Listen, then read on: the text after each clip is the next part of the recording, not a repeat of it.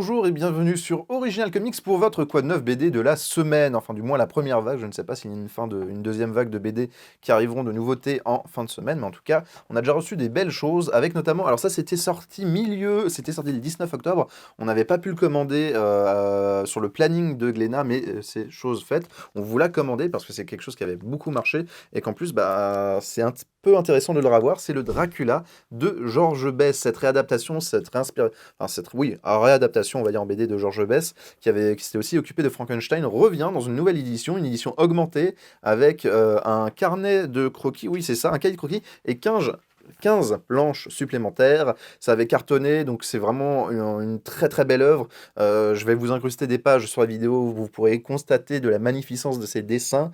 Tout cela, vous avez bien les pages qui sont entièrement cadrées, et c'est vraiment, vraiment de la frappe, c'est excellemment beau. Ça avait été aussi édité en édition Prestige, vous l'avez peut-être loupé, mais alors là, c'est pas très grave, parce que ça a aussi été réédité en édition Prestige, et oui, un grand format pour encore plus apprécier les jolies planches de Georges Bess. C'est vraiment une adaptation très sympathique que je vous invite à aller découvrir. Et c'est pas que moi qui le conseille, hein. Il y a plein de journaux qui vous le conseillent, de magazines comme des trucs très prestigieux comme Télérama, Le Monde, Le Point, Arte aussi, ou L'Écran Fantastique. Excellent. Bon, des choses un peu plus délicates, hein, Marianne, bon. Mais voilà, en tout cas, Georges Bess, Dracula, c'est vraiment de la bombe. Alors, si vous ne connaissez pas Liu Cixin, et bah déjà, je vous empresse d'aller vous renseigner sur ce monsieur. C'est un monsieur qui a écrit des choses très très folles. C'est un auteur de science-fiction chinoise qui a notamment été reconnu mondialement pour sa trilogie du problème à trois corps. Alors c'est des bouquins assez ardus, c'est vraiment de la hard SF, des choses qui se reposent sur des théories scientifiques assez vénères. Le problème à trois corps, en plus, il y avait vraiment tout un contexte avec le régime politique chinois, c'était quelque chose d'assez particulier. C'est pas forcément facile d'entrer, mais sinon il y a une nouvelle qui s'appelle La Terre Vagabonde, qui avait été la première des œuvres de Liu Cixin qui avait été adaptée en BD, qui est excellente, qui a été adaptée en film sur Netflix, mais c'est quelque chose de...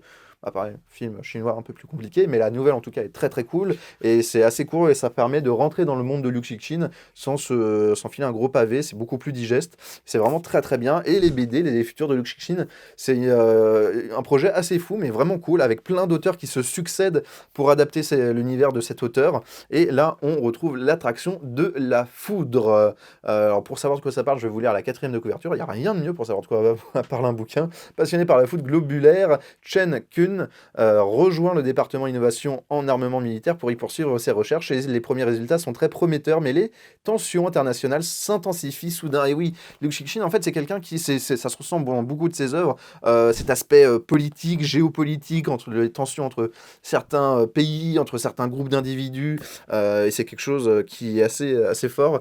Donc voilà, donc si vous ne connaissez pas Liu Cixin, découvrez les BD ou découvrez ce qu'il a fait en roman, c'est vraiment vraiment vachement bien. Pour les fans de Alessandro Jodorowsky, eh bien on a le 8e tome et dernier tome de la série de Métabaron qui vient d'arriver, cette fresque de science-fiction assez folle, dont il y avait des packs découvertes qui étaient sortis avec un pack avec le tome 1 et 2, donc un acheté, un offert, et un autre pour le tome 3 et 4. C'était une belle façon de se lancer dans la série.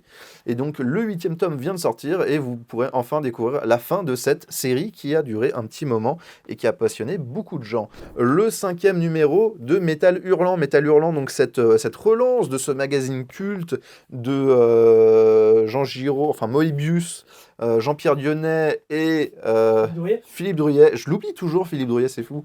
Mais du coup, voilà, une nouvelle relance. Alors, c'est certes pas aussi fou, pas aussi dingo que ce que ça avait pu être à l'époque, mais c'est toujours cool de voir les nouvelles idées qui sont abordées dans ces numéros de Métal Hurlant. Ça, c'est un numéro qui va s'intéresser, comme vous pouvez le voir, au métavers, les émotions synthétiques. Donc, le métavers, on en parle beaucoup, avec notamment l'entreprise Meta. Et il y a plein de moments qui s'associent pour nous proposer des super histoires. Là, on a du Enki Bilal, on a du Mark Waid qui est souvent là, peut-être même là à chaque numéro. J'ai pas fait gaffe s'il était à chaque numéro, qui est très associé aux humanoïdes associés. Et pour les auteurs, pour les fans de franco-belge, il y a aussi du Lewis Trondheim. Il y a toujours plein de beaux mondes, c'est assez fou ce qu'ils arrivent à faire avec Métal Hurlant. Moi, je trouve ça vachement intéressant. Certes, pas aussi punk, mais c'est impossible de faire aussi punk qu'à l'époque. Il y avait même eu du Brian Michael Bendis pour le premier numéro. Et du coup, voilà. Donc, allez jeter un œil sur ça. Allez vous le procurer d'office. Métal Hurlant, ça reste vraiment très cool de voir ce qu'ils ont fait. Vous avez les pages à côté pour voir à quoi ça ressemble. Il y a toujours plein de genres différents dans le dessin, mais il y a même des gens qui essaient de reproduire un peu un style un peu à la Moebius. Donc, c'est intéressant, c'est cool.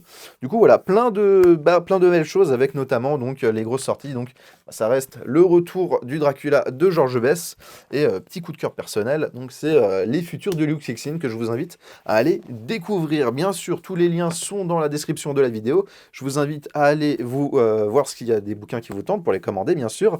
N'hésitez pas à vous abonner, à liker la vidéo, la partager, c'est le truc le plus important à faire, bien sûr.